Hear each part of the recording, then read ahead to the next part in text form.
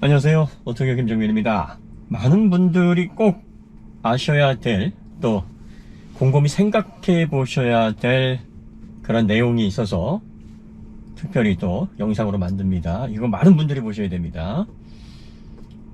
준준쓰리님이 댓글 달아주신 건데요. 저희가 기업들이, 자동차 기업들이 전기차 시대가 되면 유지보수 비용이 사실 전기차는 많이 들어가질 않습니다. 그런데 기업들이 무상 AS가 종료된 이후에 사고나 교체로 인해서 AS로 벌어들이는 수익이 생각보다 높습니다. 실제로 내구연한을, 자동차의 내구연한을 무상 서비스 기간 딱 그 정도에 맞춥니다. 그래서 무상 서비스 기간에 수리건이 발생하는 건 생각보다 비율이 높지 않아요. 자동차 가격의 대략적으로 2% 정도의 무상 AS 비용을 잡습니다. 그러면 1억짜리면 200만원 정도 잡는 거예요. 평균적으로 그렇습니다. 더 들어가는 차들도 있고 아예 안 들어가는 차들도 있고 평균을 내보면 그렇습니다. 그러나 이게 무상 AS 기간이 종료가 되면 부품의 내구 연한을 대체로 무상 AS까지 버틸 수 있게 설계, 이게 가능합니다. 공학적으로 가능해요. 그런 식으로 제품의 내구성을 설계하는 예가 많습니다. 자동차도 그렇습니다. 이렇게 하기 때문에 무상 AS 기간이 지나면 이제 여기저기 고장이 나기 시작합니다. 교체를 해야 됩니다. 이럴 때 발생하는 수리 비용에서 오는 수익이 메이커의 굉장히 큰 수익원입니다. 또 사고가 발생했을 때 사고 처리 시 교환되거나 또 수리하는 공인, 이런 것들도 상당히 큰 수익입니다. 그래서 전기차 시대가 되면 상당 부분 이러한 수익들이 감소를 하게 됩니다. 구독을 하는 이유도 바로 거기 있어요. 구독을 하는 이유도. AS에서 또 유지보수, 엔진 파트가 없어지고 변속기 파트가 없어지니까 교환할 게 별로 없어요. 제가 1년 6개월 아이오닉5를 지금 운행하고 있습니다만 단 한 번도 A센터에 들어가 본 적이 없습니다. 아직 리콜도 안 받았어요, 저는. 이런 사태가 이제 전기차 시대에는 너무나 당연하게 발생할 겁니다. 브레이크요? 하이브리드조차 10만을 탔는데 디스크조차 교환하지 않는 그런 분들이 대부분입니다. 뒤에 디스크 브레이크를 잘 안 쓰니까 이게 녹이 슬어가지고 고착된다? 그런 일 없어요. 그것 때문에 교환하신 분 계십니까? 거의 없습니다. 교환 자체를 안 해요. 그러니까 유지 보수에서 또 교환으로 발생하는 수익이 없어지는 겁니다. 대부분이. 다 없어지진 않겠지만. 그러면 어떻게 우리가 줄어드는 수익을 다시 유지할 수 있을까? 여러 가지 궁리를 하게 되는 겁니다. 그래서 구독, 배터리를 구독시키면서 통풍 시트를 구독으로, 아니면 뭐 열선 시트를 구독으로, 스티어링 휠 워머를 구독으로, 스티어링 리어 요거를 4.5도만 주고 10도는 구독으로, 이런 잔머리들을 쓰는 거죠. 자, 준준쓰리님이 하신 얘기를 지금 잘 들어보세요. 산업화 과정에서 기업은 돈을 벌기 위해 무슨 일이든 했습니다. 대표적인 게 전구입니다. 에디슨이 전구를 만들던 시절의 최초의 전구 중에는 아직도 켜진 전구가 있습니다. 전구의 수명이 너무 길어서 기업의 수익성이 악화되자 전구를 만드는 회사끼리 연구를 해서 전구의 수명을 제한시켰습니다. LED 전구가 발명됐지만 개발 당시의 기대 수명과 현재 쓰는 LED 전구의 수명은 확연히 다릅니다. 전기차 시대가 오면 회생제동으로 인해 브레이크 수명이 늘어납니다. 내연기관차라면 앞쪽 브레이크 패드 6만, 뒤쪽 브레이크 패드 10만 정도에 교환하는 것이 전기차에서는 아마도 거의 없어질 겁니다. 디스크 브레이크 방식에서 패드만 교체하면 부품값도 저렴하고 관리도 아주 쉽죠. 패드의 수명이 얼마나 남았는지 직접 확인할 수 있습니다. 앞쪽까지 드럼 브레이크를 달아버린다? 그럼 브레이크에 이상이 있으면 동네 정비소에서 간단하게 확인하기도 힘들고 콘티넨탈에서 분해하기 힘들게 만들어서 통째로 교환하게 만들어버릴 겁니다. 브레이크에까지 통째로 갈아야 할 수도 있겠지요. 그럼 아마도 안팎의 앞쪽 다 갈면 적어도 50에서 100만원 이상 받아먹을 겁니다. 실제 어셈블리 가격을 부품 공급 사이트에서 보면은요, 1420불이에요. 폭스바겐 공식 AS 센터에 가게 되면 뻔한 거죠.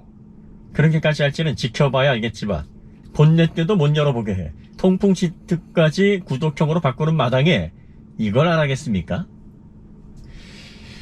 어떠십니까? 예, 저희가 참 이 오토기어 구독자님들에게도 배우는 게 많습니다. 그리고 또 저희가 하나를 알려드리면 열을 깨우쳐서 저에게 다시 돌려주십니다. 저희도 제조사의 수익 감소로 인해서 전기차 시대에서 다양하게 이 수익을 보완할 수 있는 방법을 많이 연구를 할 것이다, 이런 내용을 미리 말씀을 드렸습니다만, 드럼 브레이크 건이 이게 어셈블리 통째로 교환하기 위해서 드럼 브레이크를 넣을 가능성도 있겠구나, 여기까지는 사실 생각이 거기까지는 미치지 못했는데, 정확한 그리고 또 매우 중요한 내용을 말씀해 주셨어요. 드럼 브레이크는요, 내부에 실린더가 터졌는지, 그리고 브레이크 슈가 어느 정도 마모가 됐는지, 내부에 무슨 문제가 있는지 점검하기가 어렵습니다. 더군다나 이 브레이크를 사설 정비소에서 쉽게 분해할 수 없도록 체결을 그런 구조로 만들어 버릴 수도 있어요. 전기차의 디스크 브레이크는요, 10만 이상 가도 디스크 교환할 일이 없습니다. 거의 폐차할 때까지도 디스크 교환할 일이 없어요. 디스크를 교환하면 디스크를 교환하는 비용에 따른 마진이 발생하는데, 거의 그럴 일이 없이 가장 저렴한 브레이크 패드만 교환하면 됩니다. 그것도 몇 번 교환 안 합니다. 한 번 혹은 많아야 2번입니다. 그러면 유지 보수에 대한 비용이 발생을 하질 않아요. 자, 드럼 브레이크가 디스크 브레이크에 비해서 저렴하다, 원가가 저렴하다는 건 여러 번 말씀드렸습니다. 샌드 캐스팅 방식, 주조 방식과 프레스 방식은 원가 자체가 다릅니다. 생산 속도가 다르고요, 수율이 다릅니다. 부품이 몇 가지가 들어가던, 조립 공정이 복잡하던 아니던 간에 생산을 빨리 해서 더 효율적으로 수율 높게 갈 수 있으면 가격은 크게 낮아지는 겁니다. 이게 원리예요. 주조 방식의 부품을 프레스 방식보다 저렴하게 생산할 수 있는 방법이 없습니다.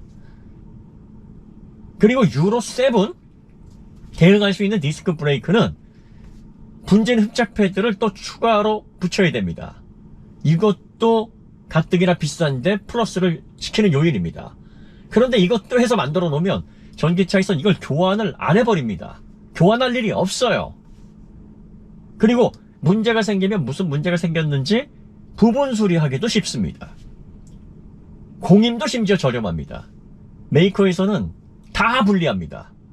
더 많은 돈을 써야 되고, 한 번 장착하면 교환할 일도 거의 없고, 교환을 하더라도 비용이 얼마 발생하지 않아서 마진을 붙이기 어렵습니다. 드럼 브레이크는 어떻습니까? 공급 가격 저렴합니다. 이거 환경 프레임과 그리고 또 안전성 우리가 다 검증했습니다. 우리가 누군지 아시죠? 라는 워딩으로 소비자가 설득할 수 있으면 차값 비슷하게 두고 그냥 저렴하게 부품 넣어서 공급할 수 있어요. 거기에서 수익 나오죠. 그리고 드럼 브레이크는요, 실린더가 터지거나 그 안에 내부 구조가 문제가 생기게 되면 어셈블리 교환입니다 라고 얘기하기가 좋습니다. 알 수가 없으니까요. 그리고 사설 정비소에 가서 이걸 분해를 해보려고 해도 사실은 쉽지 않은 상황으로 설계를 해버리면 결국은 공식 센터로 가야 됩니다. 자, 제조사가 디스크 브레이크에서 또 곤욕을 치르는 게 뭐냐면 호환 패드라는 게 있습니다. 브레이크 서드파티 협력사 OEM사들이 많아요. 그러니까 규격만 맞으면 사용할 수 있는 호환품을 출시합니다. 호환품은 정품의 절반 가격밖에 안 돼요. 절반 이하인 가격도 있습니다. 이런 걸 가지고 사설 정비소에 가서 이거 갈아주세요, 교환해주세요 하면 AS 센터, 공식 센터를 안 가도 됩니다. 그런데 드럼 브레이크를 분해하기 어렵게 만약에 설계를 한다. 꼭 그렇게 한다는 게 아니라 그렇게 설계를 하면 공식 센터에 갈 수밖에 없습니다. 공식 센터에 가서 공식 센터에 공임을 내야 되고, 부품을 교환하더라도 공식 센터에서 교환을 해야 됩니다. 가장 소름 돋는 건 이거 어셈블리로 브레이크에까지 다 교환해야 됩니다 하면 얼마입니까? 1420불입니다. 꼭 이렇게 된다는 게 아니라 이럴 가능성이 있다라는 것까지 생각을 하셔야 됩니다. 기업은 어떻게 해서든지 돈을 벌려고 합니다. AES 기간을요 딱 맞춥니다. 공학적으로. 왜? 그 AES 시계라는 게 있어요. 소니 시계. 무상 서비스가 끝나면 기가 막히게 알고 고장이 납니다. 내부 연한은 사용 시간과 사용자의 패턴 분석을 통해서 평균 전비를 뽑아낼 수 있듯이 대충 어느 정도 사용하면 고장이 날 것이다 라는 것도 공학자들이 계산을 해낼 수가 있습니다. 거기에 맞춥니다. 자, 준준쓰리님께서 전구 수명 비율로 드셨죠? LED 수명 비율로 드셨죠? 고장 안 나면 이거 기업들이 뭘 먹고 삽니까? 적당히 고장도 나고 새 것도 사고 교체도 하고. 그게 나쁘다는 게 아닙니다. 기업이 좋은 제품을 만들어주면 마땅히 기업은 이익을 가져가야 됩니다. 또 소비자가, 제조자가 그런 책임을 다해서 소비자에게 좋은 상품을 좋은 가격에 지불했으면 마땅히 그 이익을 돌려줘야 된다라고 소비자들도 생각을 해야 됩니다. 이것이 소비자와 공급자가 윈윈 하는 겁니다. 디스크 브레이크에서 그렇게 해주면 됩니다. 남아 도는 거 걱정하지 마세요. 왜 이걸 제조사들이 걱정합니까? 남아 돌아서 안 쓰는 건 소비자들이 알아서 하겠습니다. 그리고 디스크 브레이크에 마진 붙이세요. 내겠습니다. 분진 흡착 패드 넣으세요. 그리고 가격 올리세요. 그거 올린다고 해서 차값이 막 수백만 원 올라가는 거 아니지 않습니까?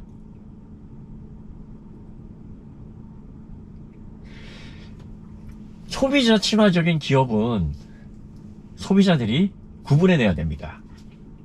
어떤 시도가 벌어지고 있는지 최소한 관심을 갖고 보세요. 반드시 그들이 속일 것이다가 아닙니다. 왜 이런 시도를 하지? 왜 갑자기 22년 전에 퇴출돼버린 드럼 브레이크를 친환경과 회생제동을 빌미로 이걸 가져온다고 하지? 그런데 왜 작은 차에, 저성능 차에 이걸 넣고 고성능 차에는 그런 얘기가 없지? 왜 가장 판매량이 많은 차에 이걸 기어코 넣으려고 하지? 이걸 보셔야 됩니다. 네, 오토기어 구독자님들 정말 존경합니다. 예, 그리고 비슷한 성향의 사람들끼리 모인다고 저희가 정보를 가공해서 알려드리는 거가 아니라 이렇게 많이 배웁니다. 그리고 이런 교류를 통해서 우리가 소비자들이 좀 더 현명해지고, 그리고 제조사를 견제해서 우리가 지불하는 돈의 가치를 받아낼 수 있는, 이건 소비자들이 최소한으로 누려야 되는 겁니다. 예, 이런 환경을 만들어내야 됩니다. 준준수리님 다시 한번 좋은 댓글 감사드리고요. 저희도 이러한 본질을 좀 더 깊이 파헤쳐서 인사이트에 있는 내용을 전달하기 위해서 더 많이 생각하고 노력하겠습니다. 오늘 이야기 여기서 마치도록 하고요. 더 좋은 콘텐츠로 찾아뵙겠습니다. 감사합니다.